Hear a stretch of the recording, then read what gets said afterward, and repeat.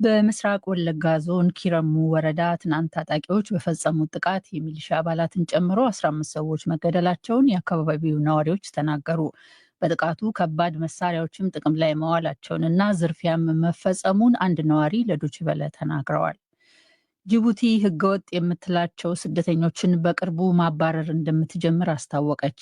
ጅቡቲ የሚገኙ ህገወጥ ስደተኞች እስከ ጎርጎሮሳዊው ሚያዝያ መጨረሻ ሀገሪቱን ለቀው እንዲወጡ የጅቡቲ የሀገር ውስጥ ጉዳይ ሚኒስቴር አዟል። የፍልስጤሙ ፕሬዝዳንት ማህሙድ አባስ ሐማስ ጋዛ ውስጥ የያዛቸውን ታጋቾች በሙሉ እንዲለቅ ጠየቁ። ሐማስ ታጋቾቹን ይዞ መቆየቱ እስራኤል በፍልስጤም ጥቃቷን እንድትቀጥል ሰበብ ሆኗታል ብለዋል። ዜናው በዝርዝር።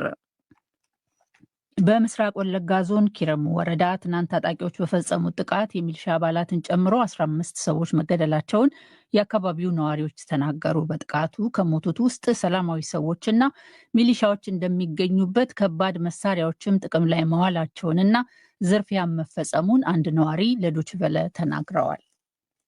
ሁምነ ጉዳዳ ሜሻ ጉድጉዳ ከነከ ዲሽቃ ብሬኒ ዳቹዳን ንገራ ዶላ ጀልቀበኒ ትናንት ጠዋት ከባድ መሳሪያ እንደ ድሽቃና ብሬን ታጥቀው ውጊያ ጀምሮ አርሶ አደሮችን ጨምሮ ሌሎች በመኖሪያ ቤታቸው ነው የተገደሉት። ሌሎች ደግሞ እርሻ አካባቢ ነው ህይወታቸው ያለፈው። 9 ሰዎች በጥይት የተመቱ ሲሆን 6ቱ ደግሞ በስለታማ መሳሪያ ነው ህይወታቸው ያለፈው። ጥቃቱን ካደረሱ በኋላ ከብትና በግን ጨምሮ የተለያዩ የቁም እንስሳትን ዘርፎ ነው የሄዱት።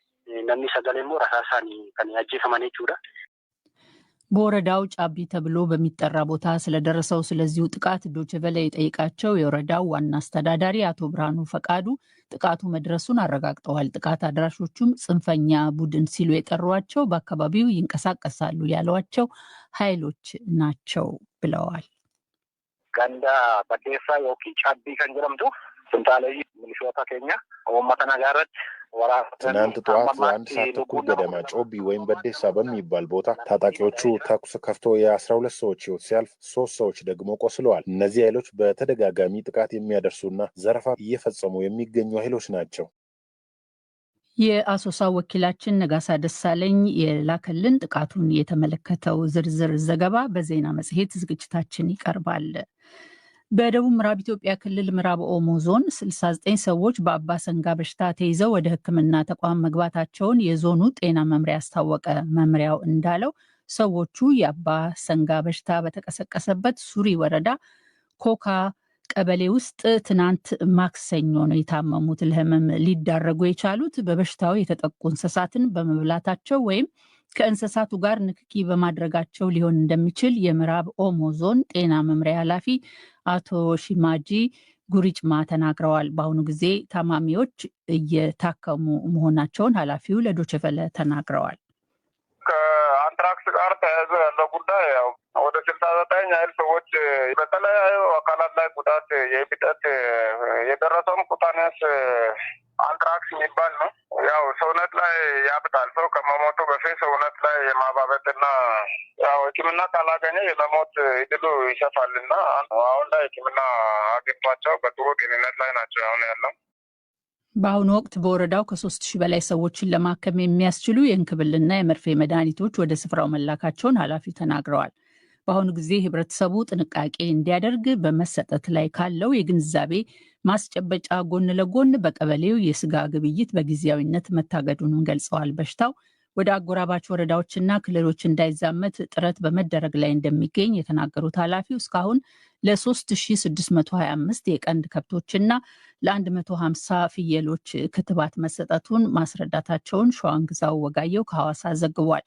በሱሪ ወረዳ ባለፈው ሐሙስ በተቀሰቀሰውና እስካሁንም ሙሉ በሙሉ በቁጥጥር ስር ባልዋለው የአባ ሰንጋ በሽታ የ7 ሰዎች ህይወት ማለፉን ዶይቼ ቬለ የዞኑን አርብቶ አደር መምሪያ ኃላፊን በመጥቀስ ትናንት ዘግቧል።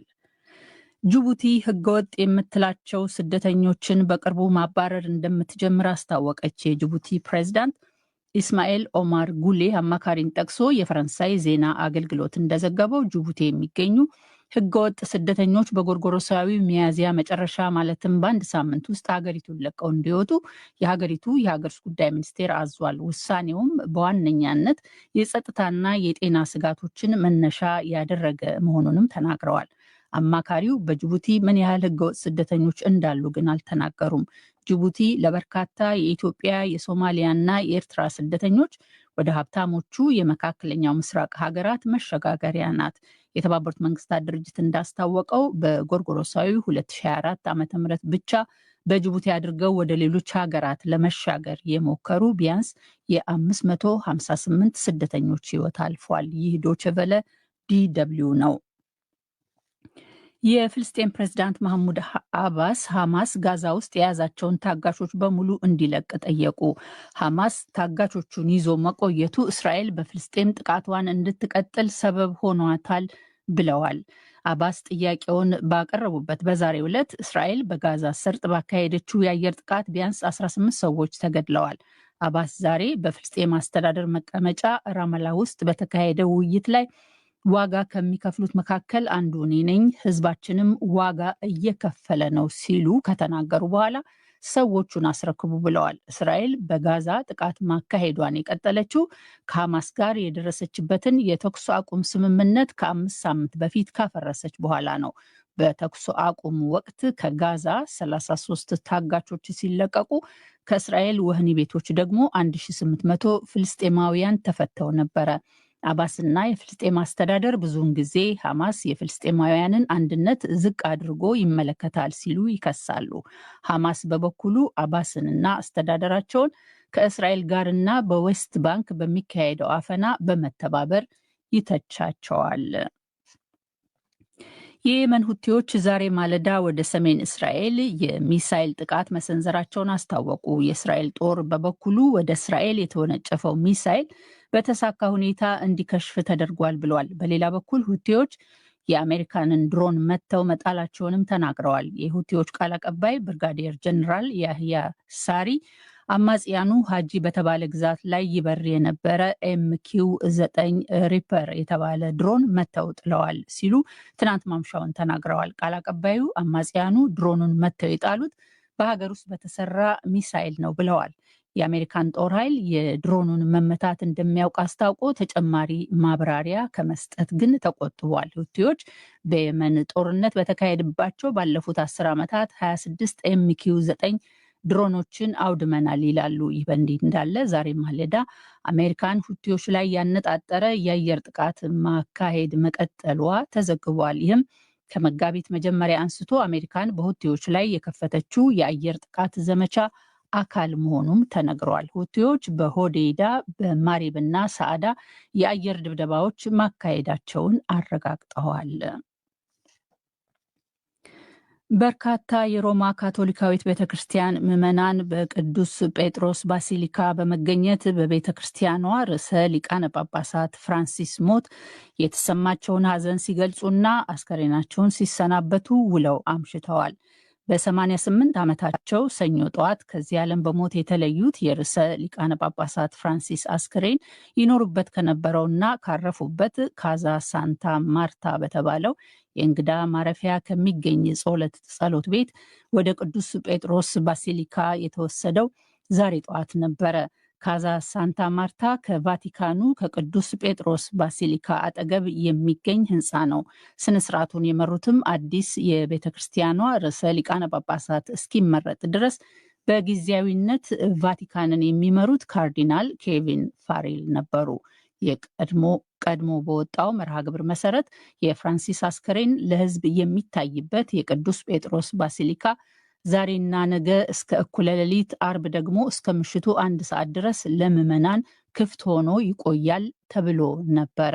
ዘግይቶ በደረሰን ዜና መሰረት ግን ወደ ቅዱስ ጴጥሮስ ባሲሊካ የሚመጡት ጎብኚዎች ቁጥር ከፍተኛ በመሆኑ ምዕመናን ወደ ባሲሊካው መግባት የሚችሉበት ጊዜ ከእኩለ ሌሊት በኋላም ሊራዘም እንደሚችል ቫቲካን አስታውቋል። ለቅዳሜ በታቀደው የፍራንሲስ አስከሬን ሽኝትና ስንብት ስነስርዓት ላይ የጀርመን መራሄ መንግስት ኦላፍ ሾልዝን እና የጀርመን ፕሬዚዳንት ፍራንክ ቫልተር ሽታይንማየር እንዲሁም የዩናይትድ ስቴትስ ፕሬዚዳንት ዶናልድ ትራምፕን ጨምሮ የበርካታ ሀገራት ርዕሳነ ብሔራትና መራሄያነ መንግስታት ይገኛሉ ተብሎ ይጠበቃል።